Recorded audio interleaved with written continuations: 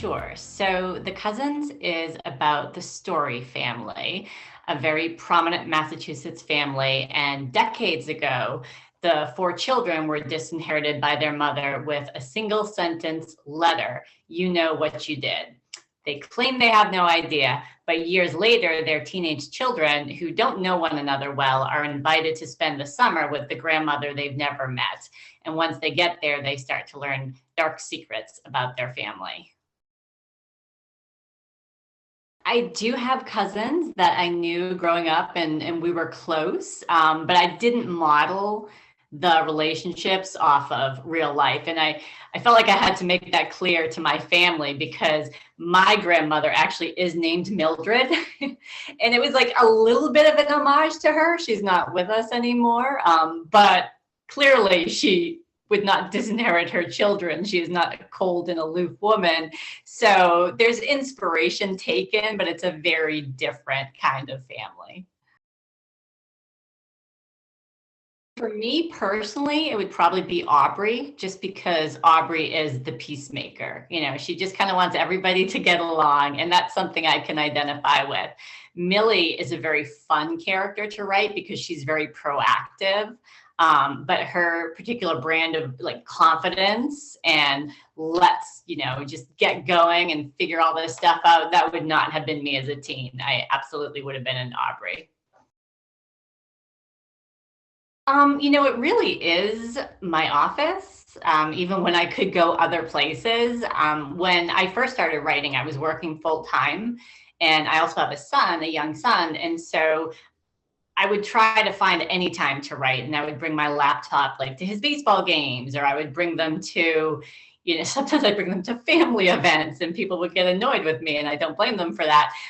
So now that I'm a full-time writer, it's really nice to just have that dedicated space to write. So that's my preference. I like to think so. Yes. Yeah.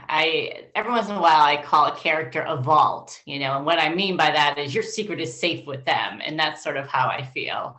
If someone tells me a true secret, I'm going to hold on to that for you.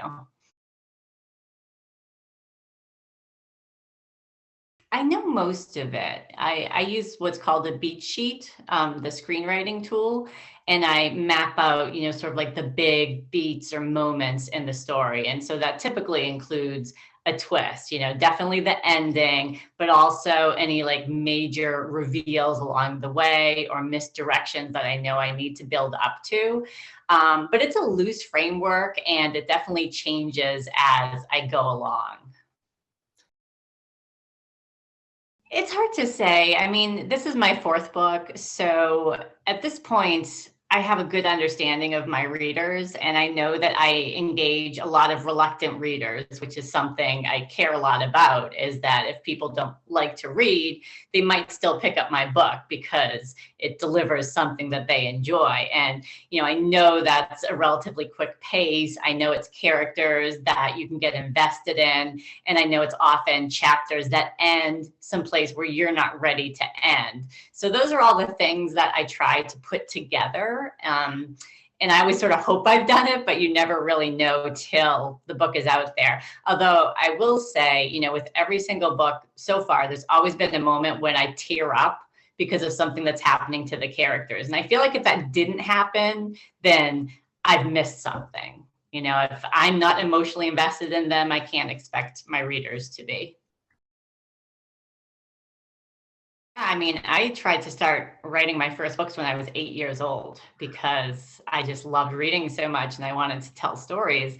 And it was one of those things that I did throughout my childhood. And then I thought that I had outgrown it, that it wasn't a viable career. So I probably shouldn't do it. And I had, new interests as I was getting older. So I put that aside. And then when I came back to it, it was kind of like coming home. It's like, oh, yeah, I missed this.